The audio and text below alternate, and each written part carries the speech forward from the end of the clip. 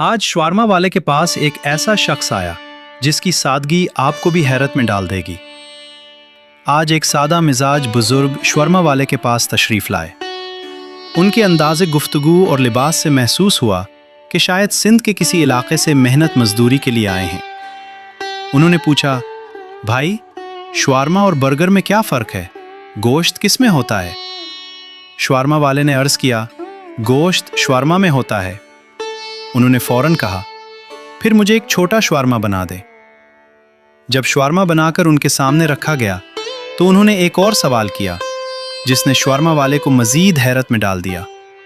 उन्होंने कहा, ये खाते कैसे हैं? शवारमा वाले ने मुस्कुराकर शवारमा खोल कर दिया और बताया कि उसे इस तरह खाते हैं। फिर सामने रखी केचप की बोतल की तरफ इशारा करते हुए पूछने लगे, ये डालूं या ना डालूं? शवारमा वाले ने कहा, अगर जायका पसंद आए तो डाल लीजिए, वरना ऐसे ही खा लीजिए। यहां तक कि शवारमा वाले ने जो टिश्यू साथ रखा था वो भी उन्होंने इस्तेमाल नहीं किया। इस पूरी गुफ्तगू में शवारमा वाले को एक बात ने बहुत मुतासिर किया। दुनिया में आज भी ऐसे सादा दिल लोग मौजूद हैं जिन्हें न शवारमा खाने का तरीका मालूम है, न जदीद चीज़ों के बारे में ज़्यादा मालूमात, मगर उनके चेहरों पर सुकून, लहजे में आजिज़ी और ज़िंदगी में क़नाअत नज़र आती है।